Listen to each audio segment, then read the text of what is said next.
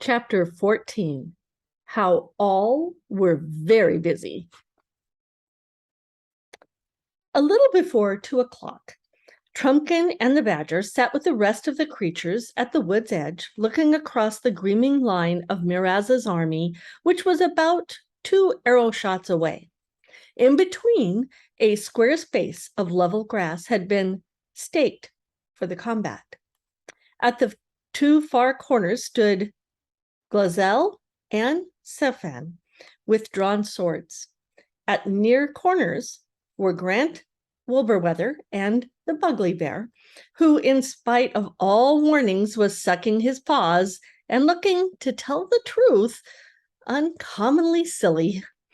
To make up for this, Glenstrom, on the right of the lists, stock still except when he stamped his hind hoof occasionally on the turf, looked much more imposing than the Telmarine Baron who faced him on the left. Peter had just shaken hands with Edmund, and the doctor was now walking down to the combat. It was like the moment before the pistol goes at an important race, but very much worse. I wish Aslan had turned up before it came to this, said Trumpkin. So do I, said Truffle Hunter, but look behind you. Crows and crockery, muttered the dwarf as soon as he had done so. What are they? Huge people, beautiful people, like gods and goddesses and giants.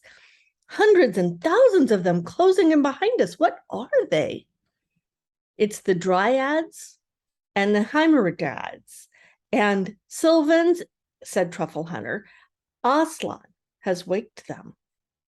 Haroof, said the dwarf. That'll be very useful if the enemy try any treachery, but it won't help the High King very much if Miraz proves handier with his sword. Badger said nothing, for now Peter and Miraz were entering the lists from opposite ends. Both on foot, both in chain shirts, with helmets and shields, they advanced until they were close together. Both bowed and seemed to speak, but it was impossible to hear what they said. Next moment, the 2 swords flashed in the sunlight. For a second, the clash could be heard, but there was immediately drowned out because both armies began shouting like crowds at a football match. Well done, Peter. Oh, well done, shouted Edmund as he saw Miraz reel back a whole pace and a half. Followed up quick, and Peter did.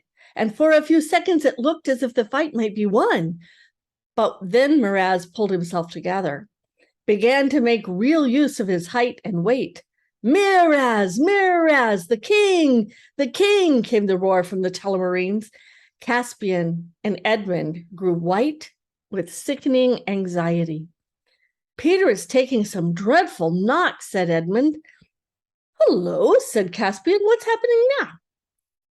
Both falling apart, said Edmund, a bit blown, I expect. Watch. And now they're beginning again, more scientifically this time, circling round and round, feeling each other's defenses. I'm afraid the Miraz knows his work, muttered the doctor, but hardly had he said this when there was such a clapping and baying and throwing up of hoods among the old Narnians that it was quite deafening. What was it? What was it?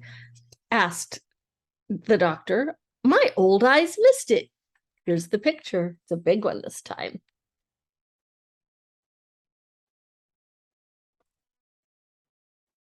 The High King has picked him in the armpit, said Caspian, still clapping, just where the armhole of the hauberk let the point through. First blood. It looked ugly again now, though, said Edmund. Peter's not using his shield properly. He must have hurt his left arm. It was only too true. Everyone could see that Peter's shield hung limp. The shouting of the Telmarines redoubled. You've seen more battles than I, said Caspian. Is there any chance now? Precious little, said Edmund. I suppose he might just do it with luck. Oh, why did we let it happen at all, said Caspian. Suddenly, all the shouting on both sides died down. Edmund was puzzled for a moment. Then he said, I see. They've both agreed to rest. Come on, Doctor. You and I may be able to do something for the High King. They ran down to the lists, and Peter came outside the ropes to meet them, his face red and sweaty and his chest heaving. Is your left arm wounded? Asked Edmund. It's not exactly a wound, Peter said. I got the full weight of his shoulder and on my shield like a load of bricks, and the rim of the shield drove into my wrist. I don't think it's broken, but it might be a sprain. If you could tie it up very tight, I think I could manage. While they were doing this, Edmund asked anxiously, what do you think of him, Peter? Tough, said Peter, very tough. I have a chance if I can keep him on the hop until his weight and short wind come against him. In the hot sun, too. To tell the truth, I haven't much chance else. Give my love to everyone at home. Ed, if he gets me, here he comes into the lists again. So long, old chap. Goodbye, Doctor. And I say, Ed, say something specially nice to Trumpkin. He's been a brick. Edmund couldn't speak. He walked back with the doctor to his own lines with a sick feeling in his stomach. But the new bout went well. Peter now seemed to be able to make some use of his shield, and he certainly made good use of his feet. He was almost playing Tig with Miraz now, keeping out of range, shifting his ground, and making the enemy work. Coward, booed the Telmarines. Why don't you stand up to him? Don't you like it, eh? Thought you'd come to fight, not dance. Yeah. Oh, I do hope he won't listen to them, said Caspian. Not he, said Edmund. You don't know him. For Miraz had got a blow at last on Peter's helmet. Peter staggered, slipped sideways, and fell to one knee. The roar of the Telmarines rose like the noise of the sea. Now, Miraz, they yelled. Now, quick, quick, kill him. But indeed, there was no need to egg on the usurper. He was on top of Peter already. Edmund bit his lip until the blood came, and as the sword flashed down on Peter, it looked as if he would slash off his head. Thank heavens it had glanced down his right shoulder. The dwarf wrought mail was sound and did not break. Great Scott, cried Edmund, he's up again. Peter, go it, Peter. I couldn't see what happened, said the doctor. How did he do it? Grabbed Miraz's arm as it came down, said Trumpkin, dancing with delight. There's a man for you. Uses the enemy's arm as a ladder. The High King, the High King. Up, old Narnia. Look, said Trumplehunter. Miraz is angry. It is good. They were certainly at it, hammer and tongs now. Such a flurry of blows that it seemed impossible for either not to be killed. As the excitement grew, the shouting almost died away. The spectators were holding their breath. It was the most horrible and most magnificent. A great shout arose from the old Narnians. Miraz was down, not struck by Peter, but face downward, having tripped on a tussock. Peter stepped back, waiting for him to rise. Oh, brother, brother, brother, said Edmund to himself. Sorry. Oh, bother, bother, bother, said Edmund to himself. Need he be as gentlemanly as that? I suppose he must. Comes of being a knight and a high king. I suppose it is what Aslan would like, but that brute will be up again in a minute, and then, but that brute never rose. The lords Glazelle and Caspian had their own plans ready. As soon as they saw their king down, they leaped into the lists, crying, treachery, treachery! The Narnian traitor has stabbed him in the back while he lay helpless. To arms, Telemar! Peter hardly understood what was happening. He saw two big men running toward him with drawn swords. Then a third Telmarine had leaped over the ropes on his left. To arms, Narnia! Treachery, Peter shouted. If all three had set on him at once, he would never have spoken again. But Glozell stopped to stab his own king dead where he lay. That's for your insult this morning, he whispered as the blade went home.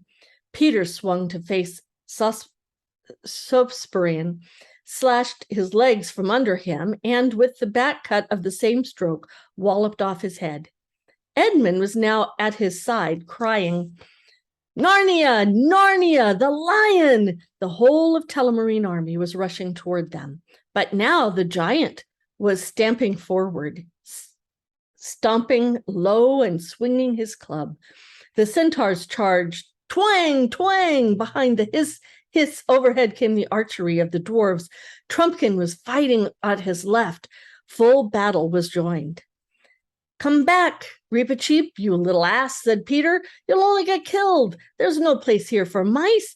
But the ridiculous little creature were dancing in and out amongst the feet of both armies, jabbing in their swords. Many a Telemarine warrior that day felt his foot suddenly pierced as if by a dozen skewers, hopping on one leg, cursing the pain, and fell as often as not. If he fell, the mice finished him off. If he did not, someone else did.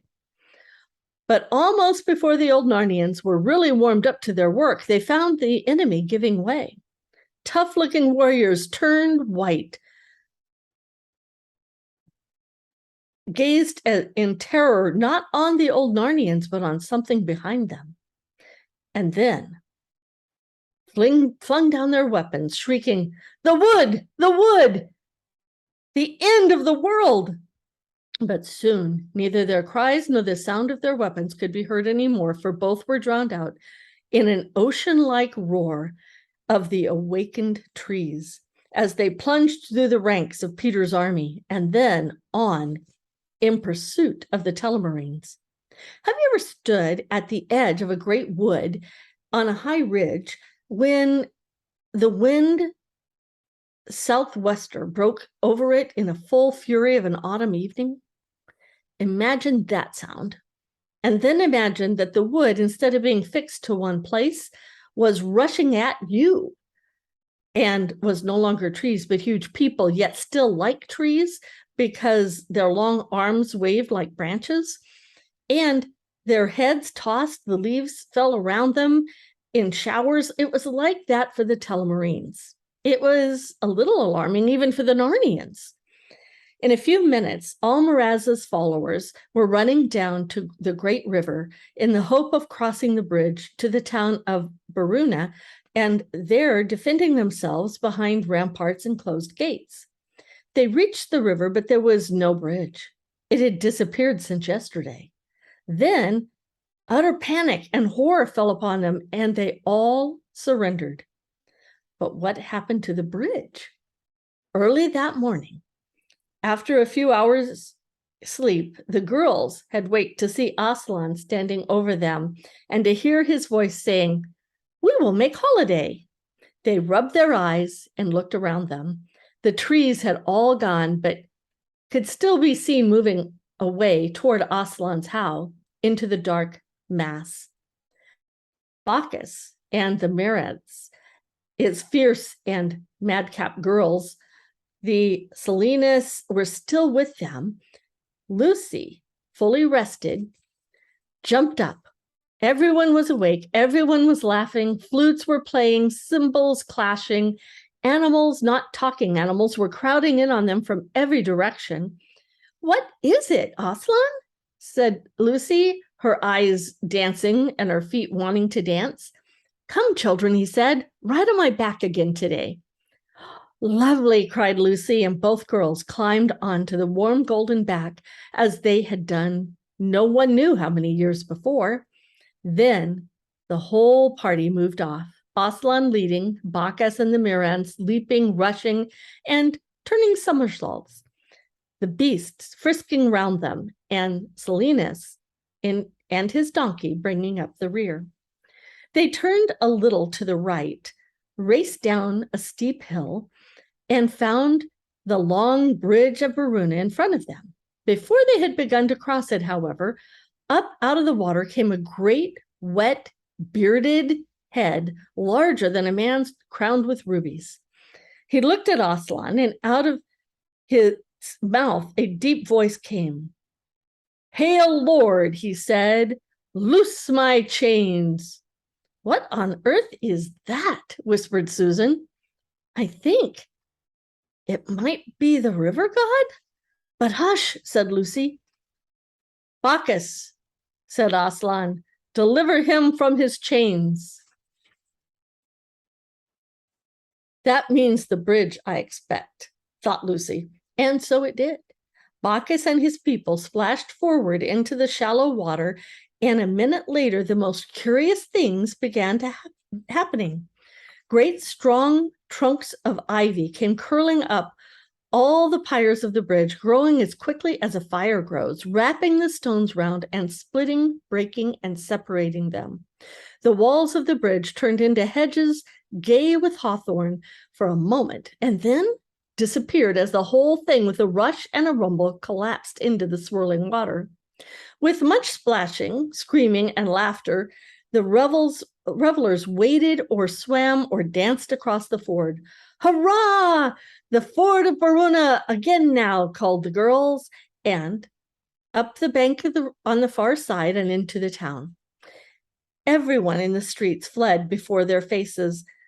The first house they came to was a girls' school, where a lot of Narnian girls, with their hair done very tight and ugly tight collars turned around their neck, and thick, tickly stockings on their legs, were having a history lesson, the sort of history that was taught in Narnia under Miraz's rule was duller than the truest history you ever read, and less true than the most exciting adventure story.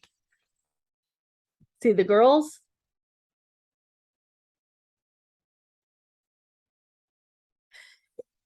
"If you don't attend, Gwendolen," said the mistress, "and stop looking out of the windows, I shall have to give you an order mark." "But please, Miss Frizzle," began Gwendolen. "Did you hear what I said, Gwendolen?" asked Miss Frizzle. "But please, Miss Frizzle," said Gwendolen, "there's a lion." "Take 2 order marks for talking nonsense," said Miss Frizzle, and now a roar interrupted her. Ivy came curling in at the windows of the classroom. The walls became a mass of shining green, and leafy branches arched overhead where the ceiling had been.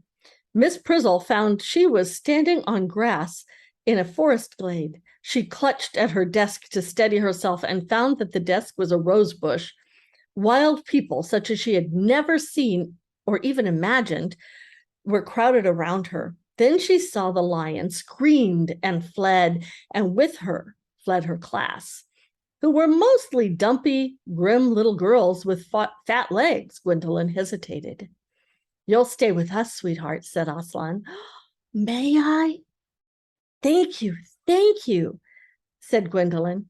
Instantly, she joined hands with 2 of the Mirnans and whirled her round with a merry dance and helped her take off some of the unnecessary and uncomfortable clothes that she was wearing.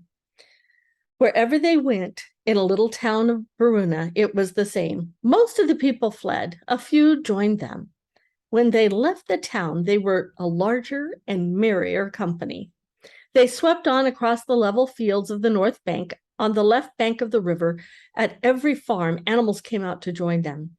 Sad old donkeys who had never known joy grew suddenly young again. Chained dogs broke their chains, horses kicked their carts into pieces, and came trotting along with them, clippity-clopping, kicking up the mud and whinnying. I think they're pretty happy. What do you think? At a well in a yard, they met a man who was beating a boy. The stick burst into flour and the man's hand. He tried to drop it, but it stuck to his hand. His arm became a branch, his body the trunk of a tree. His feet took root. The boy, who had been crying a moment before, burst out laughing and joined them.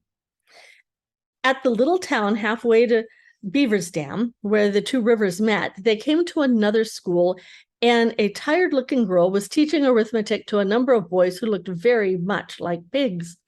She looked out the window and saw the divine revelers singing up the street, and a stab of joy went through her heart.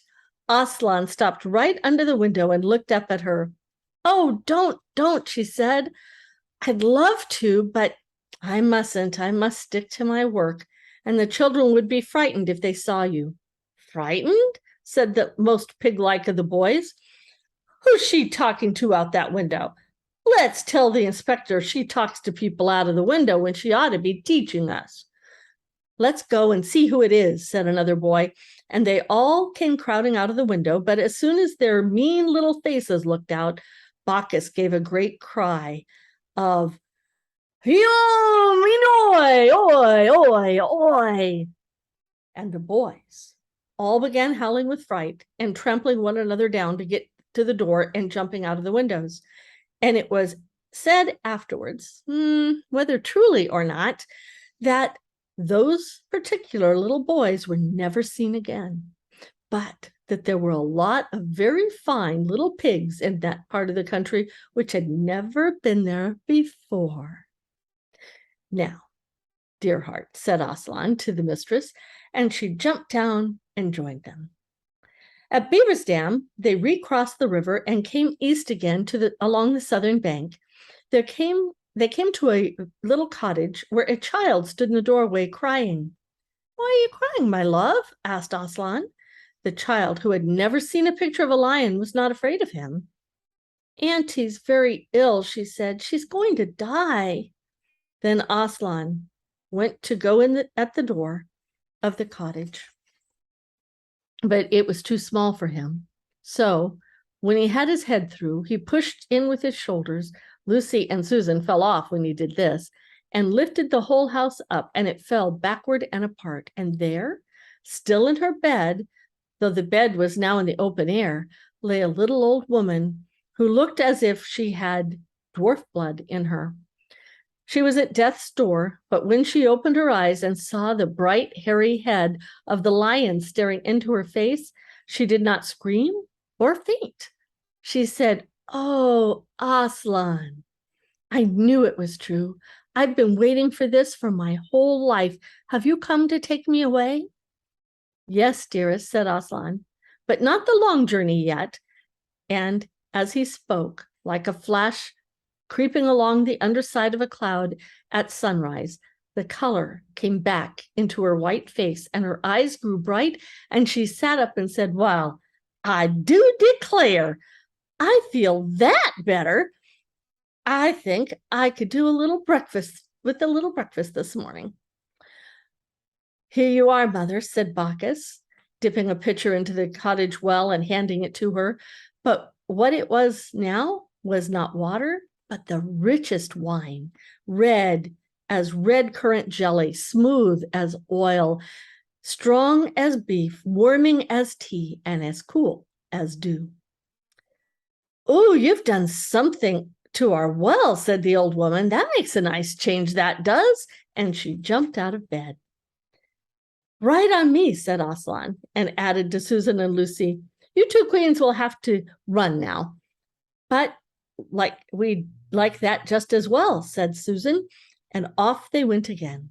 And so at last, with leaping and dancing and singing, with music and laughter and roaring and barking and neighing, they all came to the place where Miraz's army stood. Flinging down their swords and holding up their hands, and Peter's army, still holding their weapons and breathing hard, stood round them with stern and glad faces. And the first thing that happened was that the old woman slipped off Aslan's back and ran across to Caspian, and they embraced one another, for she was his old nurse. And that's the end of that chapter.